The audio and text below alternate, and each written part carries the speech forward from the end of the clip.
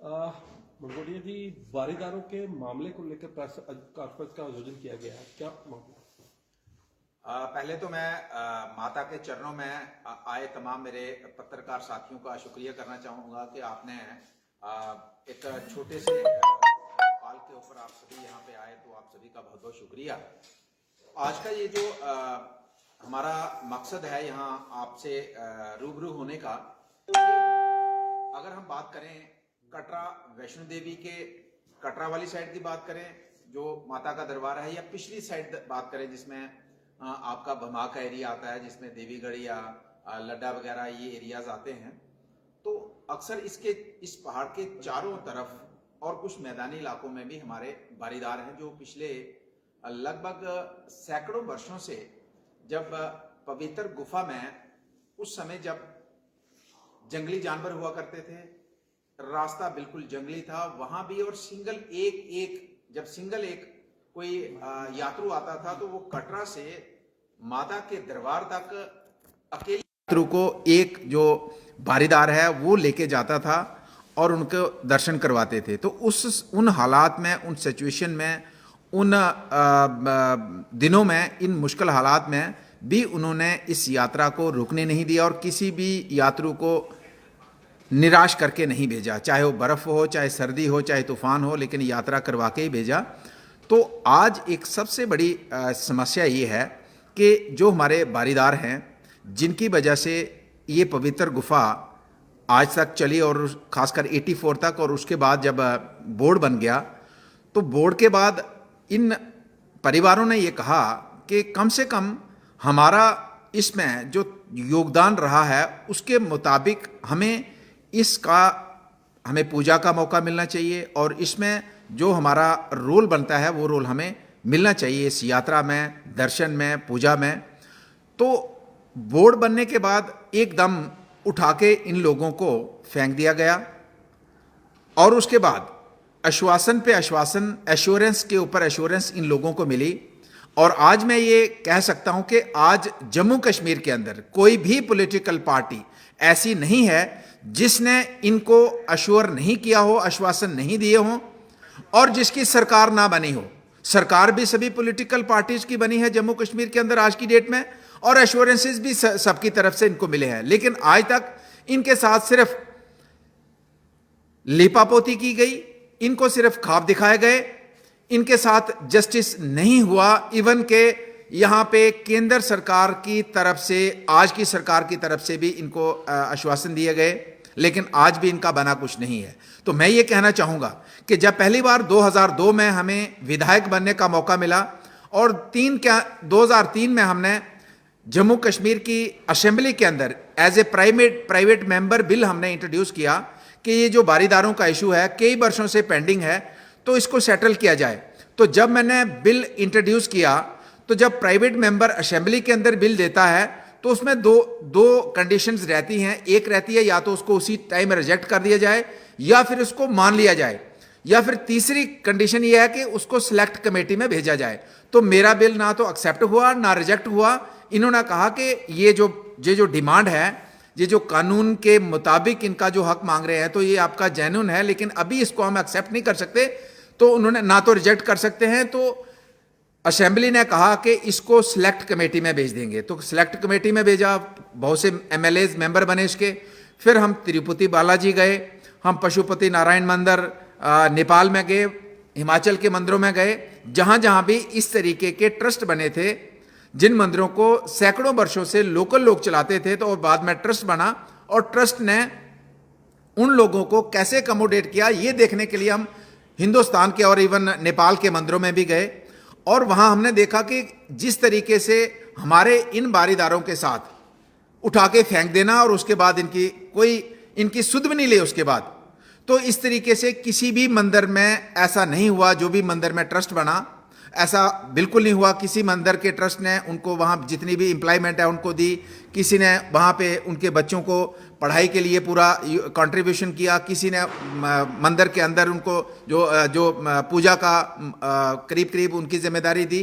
तो इस तरीके से किसी भी हमने देखा कि जो मंदिर था और नया ट्रस्ट बना, तो इस तरीके से किसी ने भी व्यवहार नहीं किया है। तो आज मैं ये कहना चाहूँगा कि जब हमारा बिल असेंबली में सिलेक्ट कमेटी को भेजा गया, फिर ये उसकी रिपोर्ट बन के जब आई, तो रिपोर्ट बन के जब आती है तो असेंबली का 1 साल भी निकाल देते हैं, नहीं इस बार पेश नहीं करेंगे उस रिपोर्ट को, दूसरी बार नहीं पेश करेंगे। और हालांकि आपके पास रिकॉर्ड होगा कि हर असेंबली सेशन में हम इसके लिए प्रोटेस्ट धरना करते रहे, हड़ताल पे बैठते रहे कि हमारा जो बिल है इसको, हमारी कमेटी जो बनी है, कमेटी की रिपोर्ट जो बनी है वो कम से कम असेंबली में पेश की जाए। लेकिन लास्ट इन्होंने कहा जी लास्ट में हम करेंगे और हम इन लोगों को उनका अधिकार देंगे। उस कमेटी में फाइनली ये था, जो कमेटी की रिपोर्ट थी, फाइनली ये था कि आप जो कटरा के अंदर श्राइन बोर्ड का जो प्रॉपर्टी है, आपकी जो यात्रा के जहाँ पे जो आपकी पूरी रास्ता है उसके अंदर अगर कोई मकान, दुकान, होटल है, उसमें कोई आप उसका सारा हमारा श्राइन बोर्ड का रहेगा। लेकिन मंदिर के अंदर का जो चढ़ावा है उसमें से हमने कहा कि एटलीस्ट 1/3 इनको बारीदारों को दीजिए ताकि इनके बच्चे भी मान सम्मान की ज़िंदगी जी सकें, ये लोग भी अच्छे स्कूल में पढ़ाई, इनके बच्चे अच्छी तालीम हासिल कर सकें, ये भी एक अच्छी ज़िंदगी जी सकें। तो इसके लिए हमने कहा कि तरमीम करने की ज़रूरत नहीं है, इसमें जो हमारा लॉ है, कानून है, एक्ट है, इसमें कोई तरमीम करने की ज़रूरत नहीं है। सिर्फ आप मंदिर के चढ़ावे का 1/3 हिस्सा इन परिवारों को दीजिए ताकि ये अपने मान सम्मान की ज़िंदगी जी सकें। और सारे मेंबर्स ने एग्री किया, इवन के कश्मीर के जितने भी मेंबर के बगैर भी जितने पॉलिटिकल पार्टी के MLA थे सभी ने एग्री किया। लेकिन उसके बावजूद भी हमारी रिपोर्ट पेश नहीं हुई और इन बिटवीन गुलाम नबी आज़ाद मुख्यमंत्री बने और उनकी सरकार जो है 3-4-6 महीने पहले गिर गई, तो वो नल एंड वाइड हो गया। तो उसके बाद भी हमने दोबारा भी इंट्रोड्यूस किया, लेकिन उस बार तो रिजेक्ट कर दिया।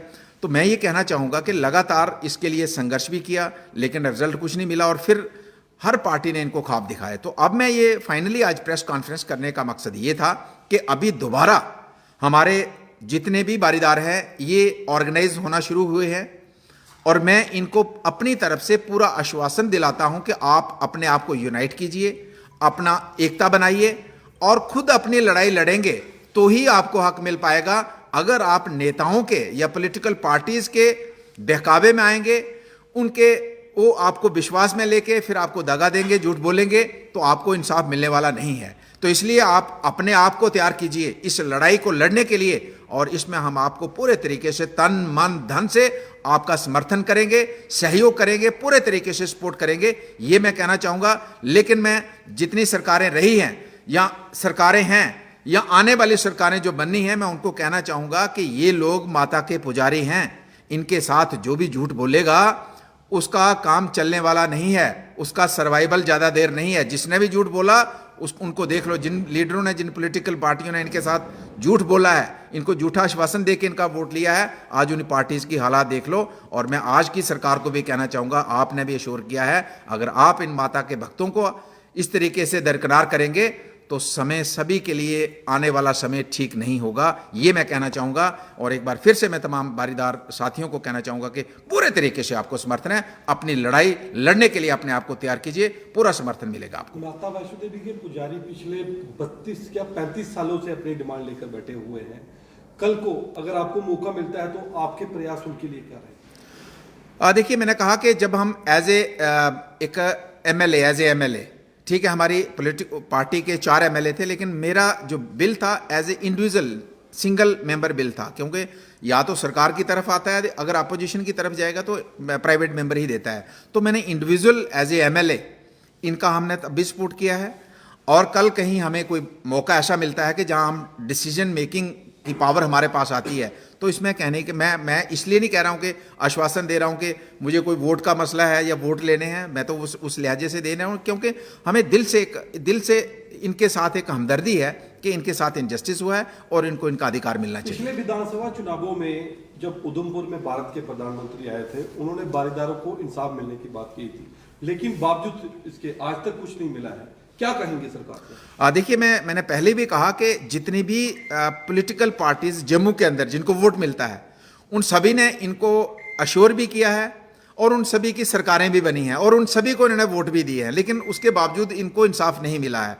और रही बात, आपने कहा प्रधानमंत्री जी, जब प्रधानमंत्री जी कहते हैं या मुख्यमंत्री कहते हैं तो वो भाषण नहीं होता है, वो एक किस्म का सरकार का आदेश होता है। प्रधानमंत्री जी सेटिंग, जब कोई प्रधानमंत्री कोई बात बोलता है तो उसको हम ऑर्डर कहते हैं, उसको आदेश कहते हैं, वो एक भाषण उसको नहीं मानते। तो उसके बावजूद भी आज तक इन लोगों को इंसाफ नहीं मिल पाया। तो आप इनकी हालात दे सकते हैं और इनके साथ जो नाइंसाफ़ी हुई है वो हमारे सामने है। क्या आप इसके लिए जम्मू कश्मीर के भाजपा नेताओं को जिम्मेदार मानते हैं कि आज तक इंसाफ नहीं हो पाया? डेफिनेटली जिसकी सरकार होती है तो जिम्मेदारी उसी की बनती है, जिसकी सरकार है। और सरकार जब आप इलेक्शन के समय कोई कमिटमेंट करते हैं, कोई वादा करते हैं और आपकी सरकार बनती है और फिर आप वादा पूरा नहीं करते हैं, तो फिर जिम्मेदारी तो आपकी है। लोग आपको कटघरे में खड़ा करेंगे और जवाबदेही आपकी ही होगी। सर, पिछले 3 साल में बारीदारों का मुद्दा यहाँ पे काफ़ी गर्माया और पिछले दिनों देखा कि डॉक्टर जितेंद्र सिंह ने पहल करते हुए डीसी ऑफिस में एक मीटिंग भी अरेंज कराई। सवाल मेरा ये रहेगा कि पिछले 3 साल में आपका कोई बयान ऑफिशियल बारीदारों के सपोर्ट में नहीं आया, लेकिन आज इलेक्शंस जब पास आ रहे हैं तो आज आप बारीदारों की बात कर रहे हैं, इसके ऊपर क्या कहेंगे सर? देखिए, मुझे फिलहाल तो इलेक्शन तो अभी कटरा नई कॉन्स्टिट्यूंसी से लड़ना नहीं है, तो ऐसा इशू नहीं है कि मैं इसलिए कर रहा हूँ क्योंकि जिस दिन रियासी के अंदर इनकी मीटिंग हुई तो उस दिन मुझे कुछ मेरे जो जितने साथी हैं उनके साथ टेलीफोन पे बात हुई और उस दिन वैसे भी मैं तलवाड़ा में था और उस दिन बहुत से साथियों के साथ हमारा संपर्क भी हुआ, बैठक भी हुई। और उस दिन चूंकि अब उनका अपना प्लान था कि डीसी ऑफिस में जाना, मुझे भी कहा, लेकिन मैंने कहा आपका अपना प्लान है इसलिए अच्छा नहीं लगता कि मैं बीच में जाऊंगा, आप अपने लेवल पे अपनी बात कीजिए। लेकिन उन्होंने उस दिन कहा कि हमारा जो इशू है तो इसमें आप हमेशा हमारा साथ देते रहें, तो हम चाहते हैं कि हमारे इशू को हाईलाइट कीजिए। तो रही बात पिछले 3 वर्षों की, तो हमारा ठीक है, मीडिया में आके अगर नहीं बोला तो हमारा संपर्क जो है लगातार सभी साथियों के साथ बना रहता है, चाहे वो कोटली के अंदर हो, पागा के अंदर हो, सिरला के अंदर हो, बमाग के अंदर हो, आना जाना हमारा रहता है। ठीक है, उसमें हमने सेपरेटली जब आज एक प्रेस कॉन्फ्रेंस एक सिर्फ इस मुद्दे पे की है तो ये बात अलग है, लेकिन अदरवाइज तो हमारा आना जाना लगातार पिछले 3, 4, 5 वर्षों से, जब से हम एमएलए बने तब से लगातार है और जब से नहीं भी हैं लगातार लोगों के साथ संपर्क है, मेल मिलाप है, चर्चा इसके ऊपर रहती है। और जिस प्लेटफॉर्म पे भी हमें बात करने का मौका मिला है या मिलता है तो उसमें हम इनकी बात करते हैं।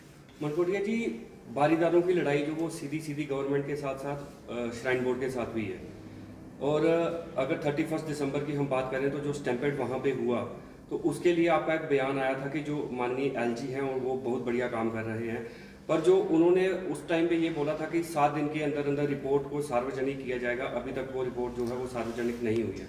आप क्या मानते हैं कि बारीदार अपनी जगह पे ठीक है या श्राइन बोर्ड ठीक कर रहा है? देखिए, ये 2 इश्यूज आगे, एक बारीदार और श्राइन बोर्ड का जो एक इशू है और जो ऊपर भगदड़ मची है तो वो एक इशू है। तो उसमें डेफिनेटली हमने कहा कि हमारे एलजी साहब हैं, ये काम कर रहे हैं, हमने उनकी हौसला अफजाई की, लेकिन उसके बावजूद भी आपने कहा कि रिपोर्ट नहीं आई, तो ये जिम्मेदारी एलजी साहब की है कि आप अनाउंसमेंट करते हो और वो अनाउंसमेंट करते हो जो माता के दरबार में वो घटना होती है और माता के दरबार में कोई घटना होती है और उसको भी हम पॉलिटिकल कंसीडरेशन पे रखते हैं कि आई गई बात करते हैं, तो ये तो गलत है। मैं एलजी साहब को कहना चाहूँगा, आपका लोग मान सम्मान करते हैं, इज्जत करते हैं और एक बड़े आप जम्मू कश्मीर के नंबर 1 जो पोजीशन पे हो, तो आपको इस तरीके का स्टेटमेंट नहीं देना चाहिए कि अगर आपने दिया तो वो लोगों तक, मतलब हफ्ते का टाइम दिया तो हफ्ते के अंदर लोगों तक रिपोर्ट आनी चाहिए। तो ये बिल्कुल इसका हम एलजी साहब को कहना चाहेंगे कि ये आपका जो कमिटमेंट है वो आपको पूरा करना होगा और जो डिले हुआ उसका रीज़न बताना होगा, नंबर 1। नंबर 2,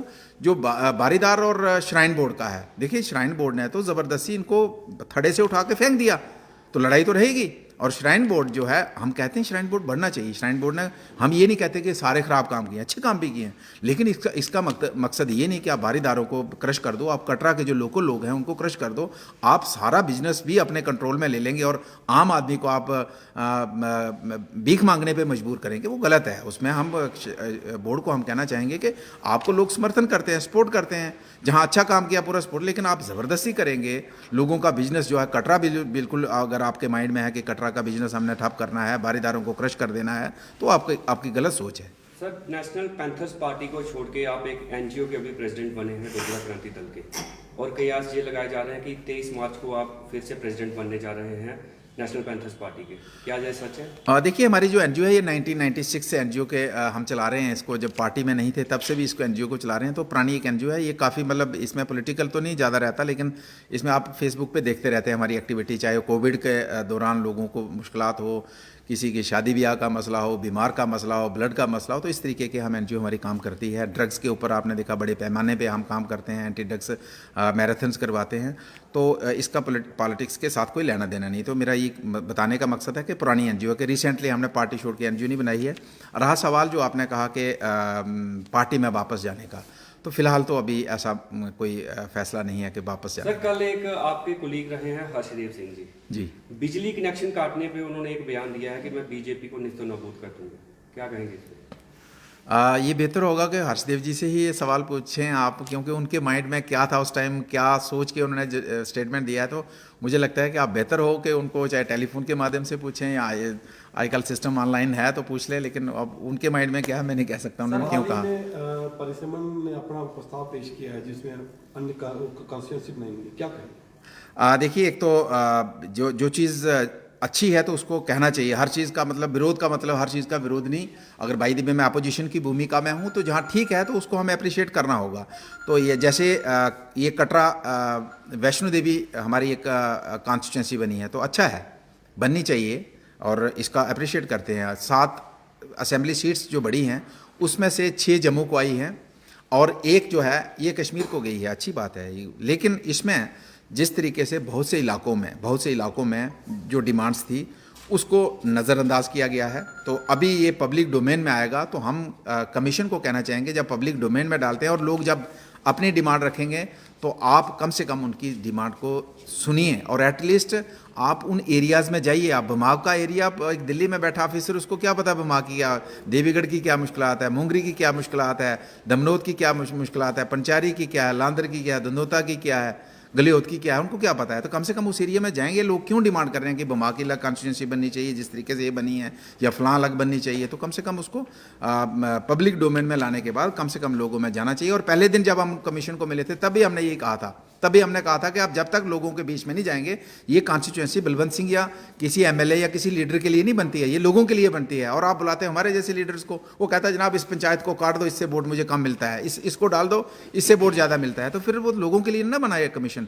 तो हमारा आज भी यही है कि लोगों के लिए कमीशन बनाया और लोगों को पूछ के ही आपको फाइनल करना है। मतलब आप मानते हैं कि जो परिसमन की अपना सबमिट हुई है रिपोर्ट, वो सत्ताधारी नेताओं के कहने पे भी? देखिए, इसमें ये तो क्योंकि मेरे पास कोई प्रूफ तो है नहीं है, ये सुनी सुनाई बात है, लेकिन त्रुटियां हैं और पब्लिक की कंसेंट नहीं ली गई है। पब्लिक की कंसेंट नहीं ली गई है क्योंकि कहीं तो इनकी टीम गई नहीं पब्लिक में, सिर्फ 5 स्टार होटल में जम्मू में बैठ के एक मीटिंग की है और उसमें लीडर्स को बुलाया है और लीडर्स के सजेशंस लिए हैं, तो पब्लिक के सजेशन तो लिए नहीं है। सर, डीडीसी में मिली करारी हार, उसके बाद आपने पार्टी पद से इस्तीफा दिया और अभी आप इंडिपेंडेंट एक एनजीओ के प्रेसिडेंट बने हुए हैं। आने वाले इलेक्शंस जो विधानसभा चुनाव होंगे, कितनी कठिन राह रहेगी आपके लिए, किस प्रकार से लड़ेंगे आप? देखिए, हमें मज़ा ही कठिन राह पे आता है। हमें तो मखमली गद्दों पे तो नींद ही नहीं आती है, हमें तो चटाई पे नींद आती है। तो हमें हमारा जो बचपन से शुरुआती जीवन रहा है तो एक स्ट्रगलफुल लाइफ रही है और हमें स्ट्रगल करने में मज़ा आता है और चुनौती जब बड़ी होती है तो और मज़ा आता है। सर, डीडीसी इलेक्शंस को जब हमने देखा था, जब हम आपको वहाँ पे देखते थे सोशल मीडिया पे, जहाँ जिस प्रकार से आपके चुनाव प्रचार होते थे, कहीं ना कहीं पे ओवर कॉन्फिडेंस के चलते आप चुनाव हारे हो, जहाँ क्या कारण रहे थे उस टाइम पे? हाँ, खामियाँ तो ये भी एक पार्ट हो सकता है, जैसे जो आपने कहा, ये भी एक पार्ट उसका हो सकता है। और भी खामियाँ थी जिसमें माइक्रो लेवल पे प्लानिंग की खामियाँ थी, कुछ खामियाँ थी जिसकी वजह से और लैक ऑफ, हमारा अपने पार्टी के अंदर भी लैक ऑफ कोऑर्डिनेशन था, कुछ और भी इश्यूज थे जिसकी वजह से। बलवंत सिंह मनकोटिया इंडिपेंडेंट लड़ेंगे या किसी बड़ी पार्टी को सपोर्ट करेंगे?